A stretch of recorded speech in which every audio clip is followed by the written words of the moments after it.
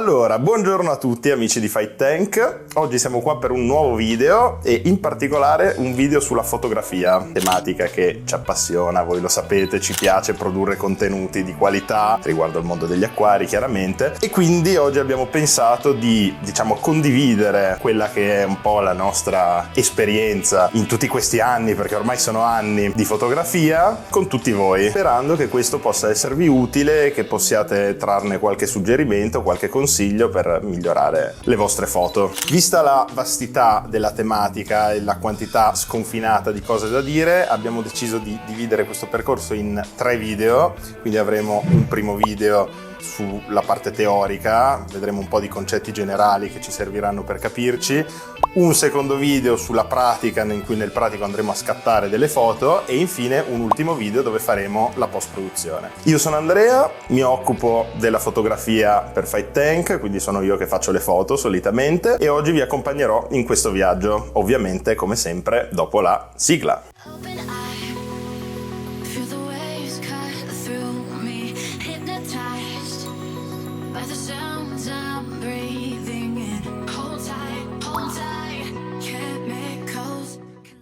Fotografare gli acquari purtroppo è difficile. Ora, la fotografia è tutta quanta un'arte difficile, qualsiasi fotografo mi ucciderebbe se sentisse che dico il contrario. Però è vero che effettivamente quando ci troviamo davanti a un acquario, ci troviamo davanti spesso a condizioni di luce sbagliate, pesci che si muovono molto velocemente, vetri magari non proprio trasparenti, insomma tutta una serie di condizioni che ci rendono davvero difficile ottenere un buon risultato. E per questo può venir comodo conoscere qualche piccolo trucco, qualche consiglio che ci permette di ottenere un risultato migliore. Attrezzatura. Che cosa ci serve e che cosa usiamo noi di Fight Tank? Dunque, noi quello che utilizziamo sono 2 fotocamere, di cui la migliore, la più performante è questa qua, una Sony A7 IV, grandissima fotocamera, quasi eccessiva, viene molto comoda, ci aiuta in alcune circostanze, ma è quasi eccessiva. Insieme a lei usiamo 2 obiettivi, di cui uno è questo qua, un Sony 24-105 f4, un obiettivo molto versatile con diverse lunghezze focali, quindi tanto zoom che ci permette di lavorare in varie condizioni, molto versatile anche magari per le fiere o quant'altro, e insieme a lui usiamo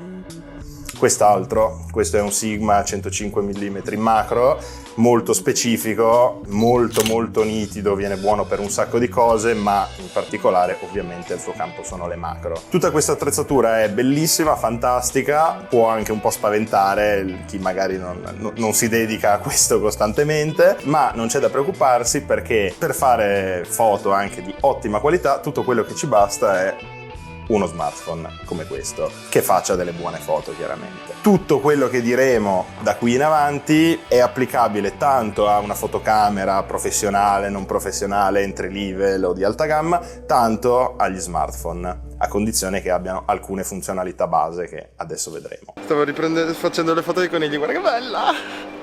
La vedi attraverso un'altra camera, geniale! Non si è vista? Come non si è vista? Dai, su! Fai vedere, adesso si è vista.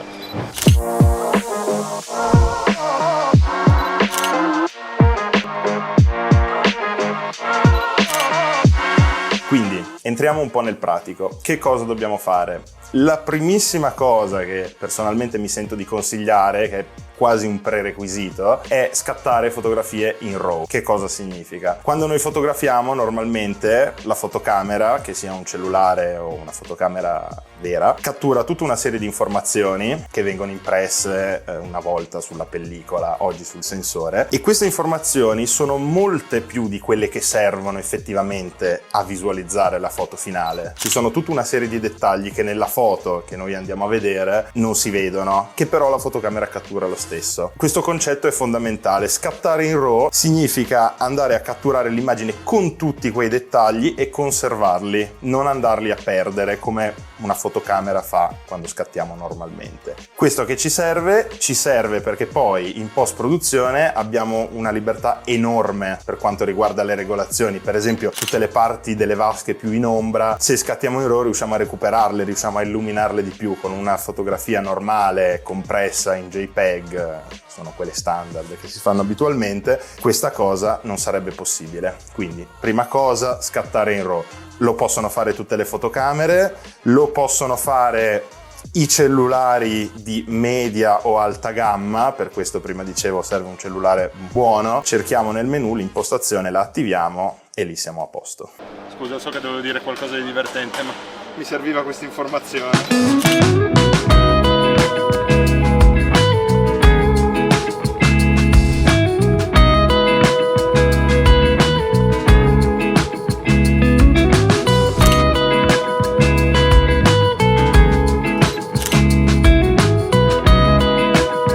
Cos'altro dobbiamo fare? Cos'altro è fondamentale? Allora, come abbiamo detto prima, scattare le foto alle vasche è molto difficile. In particolare ci troviamo spesso in condizioni di illuminazione che non sono quelle ottimali. Spesso abbiamo una gamma dinamica molto elevata, quindi abbiamo delle zone, quelle alte, che sono molto illuminate, delle zone invece, quelle più in basso, che sono molto buie, e questa cosa alle fotocamere dà fastidio. In più spesso l'illuminazione non è sufficiente, i pesci si muovono, insomma ci sono tantissimi problemi. Questo fa sì che la fotocamera da sola o lo smartphone da solo non è in grado di gestire correttamente la scena, e quindi dobbiamo farlo noi. Per questo il secondo consiglio fondamentale, anche questo è quasi un prerequisito, è scattare in modalità manuale. Possono farlo le fotocamere, possono farlo anche i telefoni, quindi non c'è nessun problema. Per scattare in modalità manuale dobbiamo un attimino capire come funziona la modalità manuale. Quando si scatta una foto, quello che avviene, l'abbiamo detto anche prima, è sostanzialmente che la fotocamera cattura la luce che passa attraverso l'obiettivo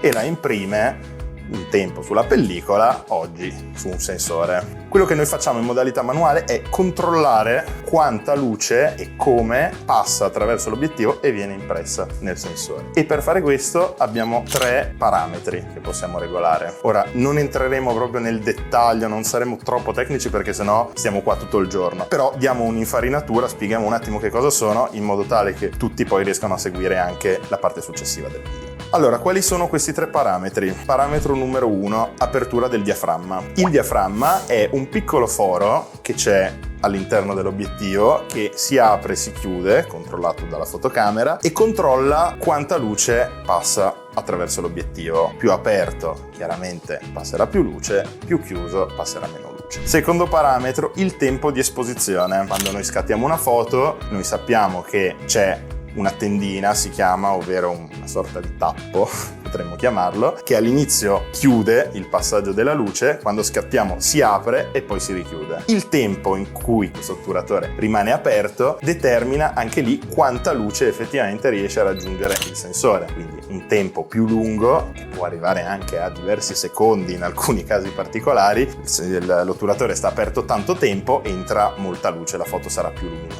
Un tempo più breve invece, chiaramente entrerà meno luce, la foto sarà più buia. Ultimo parametro, l'ISO, la sensibilità del sensore. È un parametro elettronico che regola sostanzialmente quanto il sensore è sensibile alla luce. Quindi banalmente, aumentando l'ISO avremo l'effetto di rendere la foto più luminosa, abbassandoli la foto sarà più buia. Ora, la cosa fondamentale da capire su questi 3 parametri è che ognuno di loro controlla la quantità di luce che ci sarà nella foto, quindi quanto la nostra foto sarà luminosa. Lo fanno tutti e 3, ma ognuno di loro ha un effetto collaterale che potrebbe andare a rovinare oppure a migliorare la nostra foto a seconda delle situazioni e del risultato che vogliamo ottenere. Quindi nel caso del tempo di esposizione, un tempo di esposizione più lungo ci permette di avere una foto più luminosa, ma visto che l'otturatore rimarrà aperto per più tempo, se il soggetto è in movimento rischiamo di avere una foto mossa, e quindi questo lo dovremmo considerare quando magari fotografiamo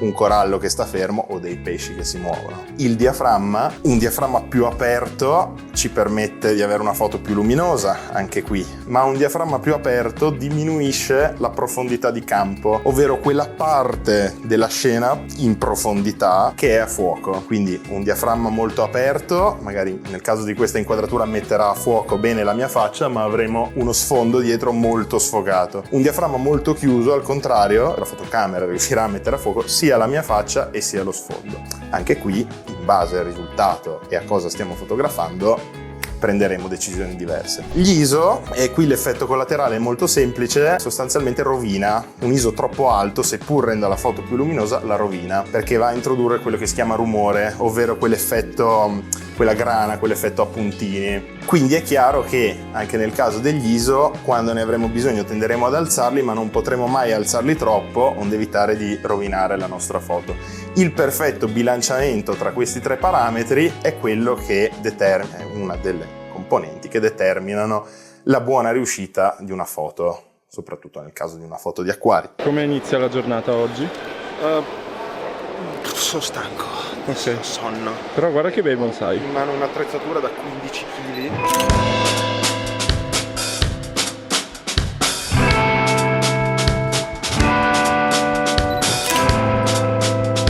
Vediamo di fare qualche esempio per entrare un pochino più nel pratico e capire bene di che cosa stiamo parlando, quindi come è meglio regolarli nelle varie situazioni. Prendiamo l'esempio della panoramica di una vasca, la foto più classica che possiamo fare, quindi la vasca inquadrata per intero. Ecco, questa è un po' la foto più semplice, tra virgolette, quindi non dovremmo avere troppi problemi. In questo caso solitamente il problema più grosso che possiamo affrontare è la carenza di luce. Però abbiamo molto su cui lavorare, nel senso che la vasca solitamente, soprattutto se ripresa da lontano, è ferma e i pesci all'interno, a meno che non ci siano dei pesci molto grossi che si muovono tanto, se i pesci sono abbastanza piccolini quasi non si vedono da lontano. Quindi non abbiamo grossi problemi sul tempo di esposizione, possiamo tranquillamente allungarlo e recuperare così, diciamo, la luce che ci serve. Allo stesso modo la vasca tende a essere poco profonda rispetto alla distanza a cui noi siamo per fotografarla e quindi non abbiamo grossi problemi di zone sfocate, per cui possiamo tranquillamente aprire il diaframma, sempre entro certi limiti. Facciamo un esempio pratico: solitamente un f4, f5.6, f8 sono tutti valori che vanno benissimo, non avremo problemi di sfocato. Tempi di scatto anche lenti, a questo punto possiamo tenere gli ISO molto bassi e quindi ottenere una foto di gran qualità senza rumore. Caso diverso per quanto riguarda per esempio la macro di un corallo. Quando noi facciamo una foto macro possiamo farla in vari modi, chiaramente noi abbiamo l'obiettivo apposito, alcuni cellulari hanno la modalità macro, se no esistono in vendita anche dei kit di lenti apposite, funzionano abbastanza bene, costano pochi euro, si possono provare. Quando facciamo una foto macro il fatto di essere molto vicini crea un problema di messa a fuoco solitamente, quindi noi avremo a fuoco una porzione molto piccola di corallo, in questo caso del nostro soggetto. Comunque chiudere il diaframma diventa fondamentale. Si crea un problema di luce perché la foto viene molto buia. Spesso quello che possiamo fare, se si tratta di un corallo fermo, è aumentare il tempo di esposizione. In questo caso fotografiamo assolutamente su treppiede, perché sennò il movimento delle mani crea un problema. Allunghiamo il tempo di esposizione anche a 1-2 secondi, può succedere, e in questo caso riusciamo a tenere una foto molto a fuoco, allo stesso tempo luminosa al giusto. Terzo caso tipico, fotografare un pesce. Allora in questo caso una macro diventa quasi impossibile, diciamo una foto, un close up, una foto da vicino, seppur non una macro. Ecco che in questo caso problemi di messa a fuoco dipende da quanto ci vogliamo avvicinare. Più ci avviciniamo, più la messa a fuoco sarà difficile e quindi lì il diaframma lo dovremmo regolare, dovremmo fare un po' di prove. Il problema sicuramente che avremo è che il pesce si muove e a seconda di quale pesce anche tanto, ahimè. Quindi in questo caso tempi di scatto molto veloci. Se possiamo teniamo un diaframma aperto così recuperiamo da lì la luce, se non possiamo l'unica in questo caso è iniziare ad alzare gli ISO.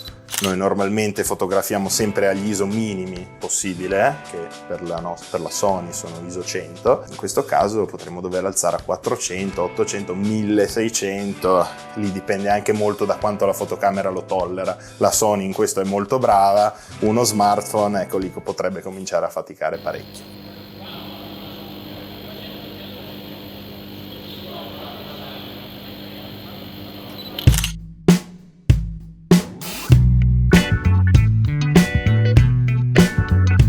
Allora, il colore in fotografia si regola principalmente tramite quello che si chiama bilanciamento del bianco, ovvero un parametro che ci permette appunto di regolare quanto la nostra foto tende verso il blu, verso le temperature alte, si dice, oppure verso il rosso, quindi verso le temperature basse. Non è una regolazione fondamentale da fare in camera mentre scattiamo, questo perché se scattiamo in RAW questa cosa poi la possiamo tranquillamente cambiare dopo in post-produzione, quindi non è assolutamente un problema. È vero che ci sono delle situazioni limite però dove bisogna prestare un po' di attenzione. Solitamente negli acquari d'acqua dolce non ci sono grossi problemi, le luci sono abbastanza bianche, i colori sono abbastanza naturali, quindi ce ne possiamo preoccupare relativamente poco, scattare con un bilanciamento del bianco molto neutro e poi eventualmente fare delle piccole correzioni in post-produzione. Nel caso invece degli acquari marini, qui la situazione è molto più complessa, nel senso che gli acquari marini sono illuminati di blu, come tutti sappiamo, e quindi riuscire a ottenere una buona foto e non la classica foto tutta blu dove non si vede niente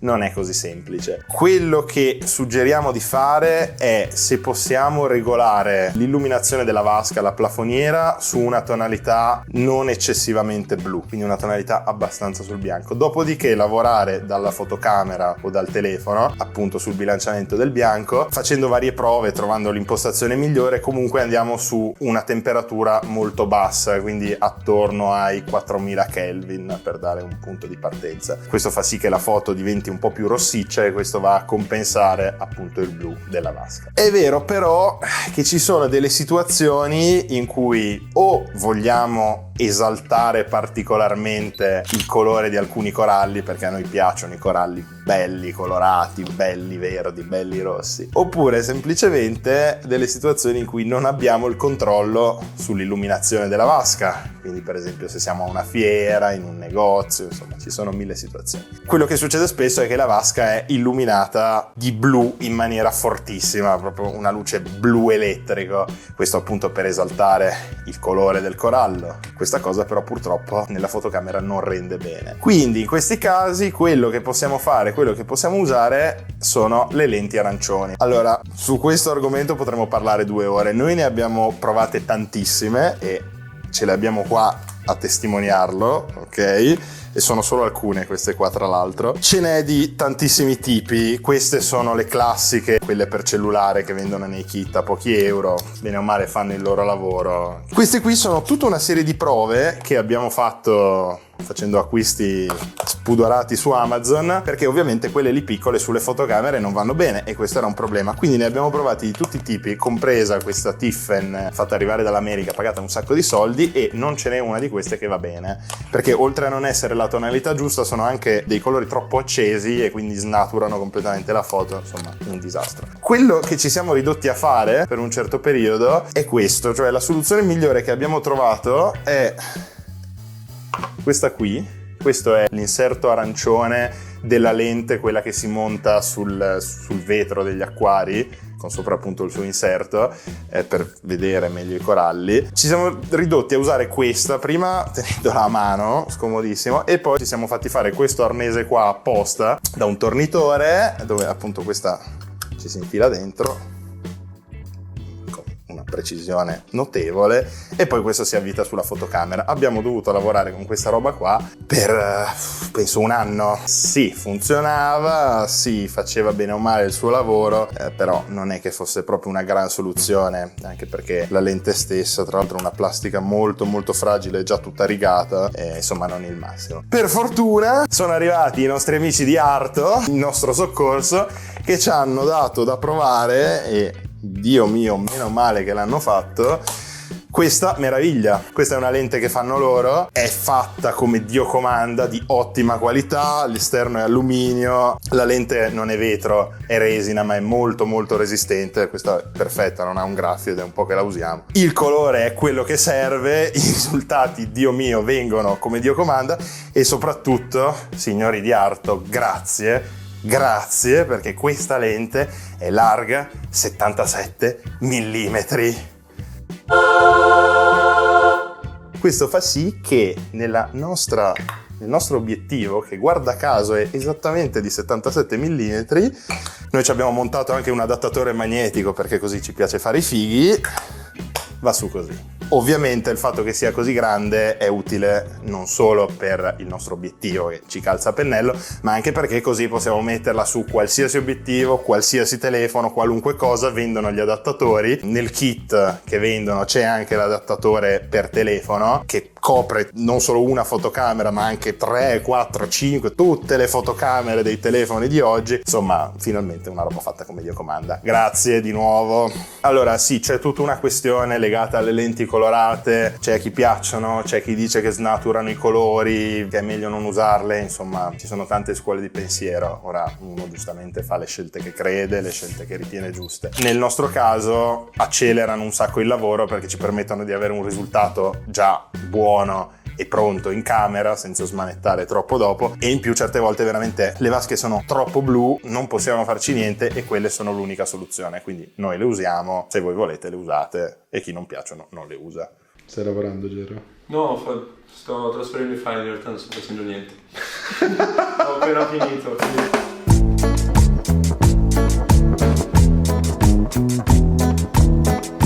Diamo due consigli finali, ripetiamo giusto due cose fondamentali. Per quanto riguarda le panoramiche delle vasche abbiamo già detto più o meno tutto, quindi diaframma abbastanza aperto, senza grossi problemi, tempi di scatto abbastanza lunghi, ne abbiamo già parlato. Due consigli mi vengono in mente. Il primo è questo: spesso quando fotografiamo una vasca completa dà molto fastidio la luce della plafoniera, quindi la parte in alto ci spara nella fotocamera e rende la foto brutta. Abbiamo due possibilità in questo caso: o la copriamo con un cartone, un qualsiasi cosa, insomma, per non farla vedere, quindi copriamo la parte sopra della vasca, oppure l'alternativa, quando non si riesce a coprire, magari nelle fiere, quando siamo un po' più in giro, spesso io sono solito scattare foto anziché esattamente dritte alla vasca, leggermente dall'alto. Questo fa sì che scattando un po' dall'alto la plafoniera stessa copre la luce. Questo crea un problema, ovvero se noi scattiamo dall'alto le linee di contorno della vasca, anziché essere perfettamente dritte, tendono a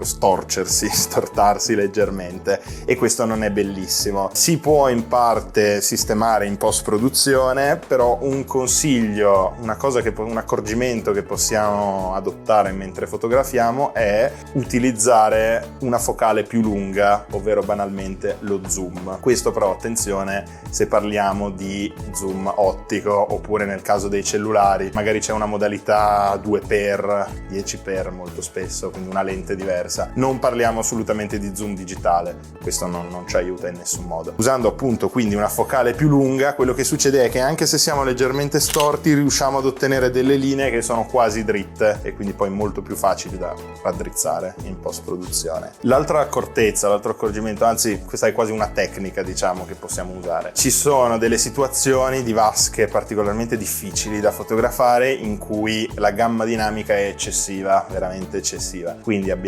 la parte in alto che è luminosissima e la parte in basso che è nera, e o regoliamo bene una parte o regoliamo bene l'altra. In questo caso una tecnica che si può usare è quella dell'exposure bracketing. Noi per le panoramiche delle vasche io lo faccio abbastanza spesso. Questa tecnica consiste nello scattare diverse foto della vasca esattamente identiche, cambiando però il tempo di esposizione. Quindi la prima foto sarà più buia, poi ce ne sarà una seconda un po' più luminosa, poi una ancora più luminosa, eccetera eccetera. Questa cosa la Sony, la nostra fotocamera la fa in automatico, ma si può fare tranquillamente a mano anche con qualsiasi telefono. Semplicemente, ovviamente devo avere un trepiede, quello sicuramente. Mi metto lì, scatto una foto buia, poi aumento il tempo di esposizione, scatto un'altra foto, aumento ancora un po', ne scatto un'altra, scatto 3 o 5 foto, e dopodiché in post produzione si mettono tutte insieme e si ottiene una foto che ha le parti buie luminose il giusto e le parti luminose non troppo luminose. Per quanto riguarda invece le macro, in particolare dettagli, piante, coralli, anche qui abbiamo già detto più o meno tutto, quindi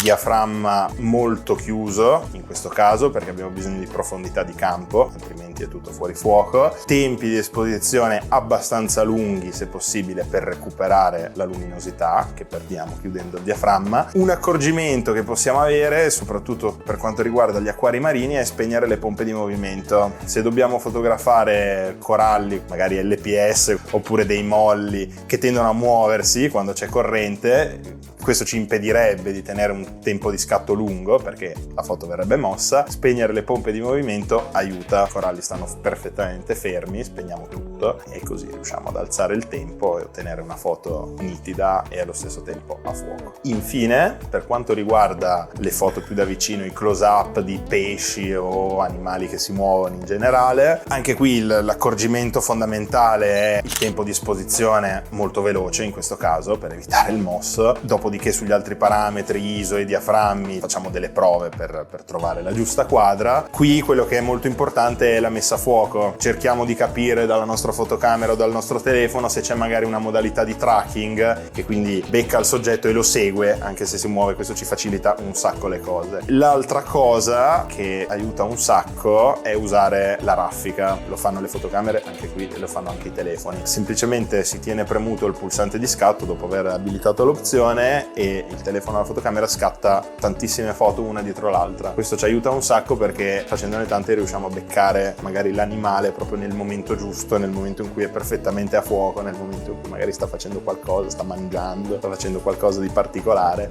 Abbiamo una carina che caga in una raffica di foto. Sì, l'ho detto, non dovevo dirlo, ma l'ho detto.